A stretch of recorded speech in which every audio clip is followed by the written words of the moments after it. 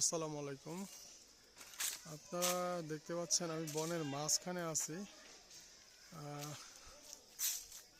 গহীন বন বাংলাদেশের অন্যতম একটা বন। এটাকে জাতীয় উদ্যান হিসেবে ঘোষণা করা হয়েছে কত সালে মনে নেই। এই যে এটা হচ্ছে সরকারি একটা বনের বন কর্মকর্তাদের অফিস।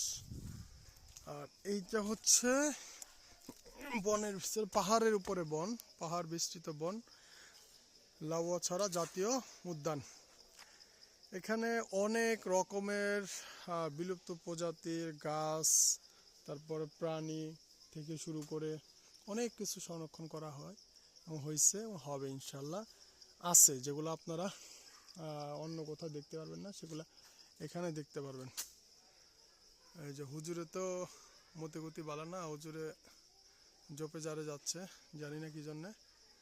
দেখেন পুরো বনটা দেখাচ্ছি। আপনারা অবশ্যই যে কাজটা করবেন, যারা দেখতেছেন আপনাদের শিশুদের নিয়ে, বিশেষ করে যারা প্রাইমারিতে পড়ে এবং যারা স্কুলে পড়ে, তাদেরকে নিয়ে বাবা মার উচিত এই বনটাকে অন্তত একবার ঘুরে যাওয়া। কারণ এই বয়সে তারা যদি এই বনটা সম্পর্কে জানতে পারে, অনেক কিছু জানবে এবং তাদের ভিতরে এটা রয়ে যাবে সারা জীবন যে এই জিনিসগুলো এরকম। বাংলাদেশ সম্পর্কে জানবে, বাংলাদেশ সরকার সম্পর্কে জানবে এবং বাংলাদেশ সরকার যে এটাকে বিশেষ একটা অঞ্চল ঘোষণা করছে সেটাও জানবে এবং কীভাবে তারা সংরক্ষণ করছে সেটাও জানবে। ওইখানেও একটা সরকারি অফিস আছে বন কর্মকর্তাদের, আমি ওইখানে আর গেলাম না। তো ওইখানে অনেক প্রজাতির গাছ, কি বলে, কাজু বাদাম গাছ, লোহা কাঠ গাছ, বিশেষ করে ঔষধি গাছ এবং কাঠ গাছ বেশি। ফলের গাছ খুব কম দেখছি।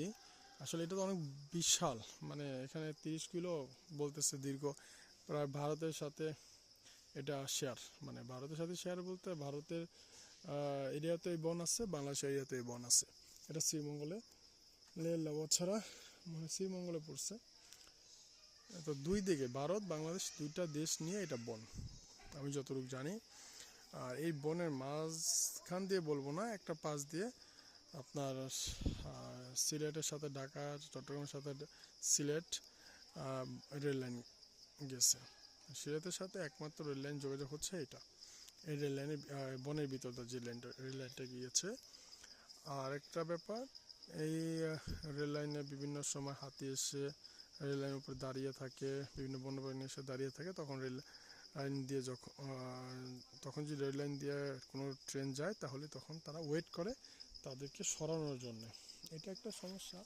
অনেক সময় 2005 সালে 2001 সালে একটা হাতির বাচ্চা মারা গিয়েছিল, তখন অনেক হাতি এসে রেল লাইনে অবস্থান করছিল। এটা বিশাল একটা নিউজ ছিল সারা বিশ্বব্যাপী যে এইরকম একটা ঘটনা বাংলাদেশে ঘটেছে। এখন দেখেন অনেক, মানে টোটালি অনেক গহীন। আমি তো ভিতরে যাই নাই, একদম গহীন জঙ্গলে যেটা সেটা যাই নাই, ফ্রন্ট সাইডে আসি। তো আপনার হয়তো দেখে মনে হচ্ছে না অনেক গহীন, কিন্তু এই বনটা অনেক গহীন একটা বন, মানে গভীর একটা বন, প্রচুর গাছগাছালি। তো রিকোয়েস্ট থাকলো বিশেষ করে বাচ্চাদেরকে নিয়ে এই বনটায় ঘুরে যাবেন, তাদেরকে শেখাবেন। ওকে, আজকের মতো আল্লাহ হাফেজ, ভালো থাকবেন। জাতীয় লাউয়াছড়া জাতীয় উদ্যান থেকে আল্লাহ হাফেজ।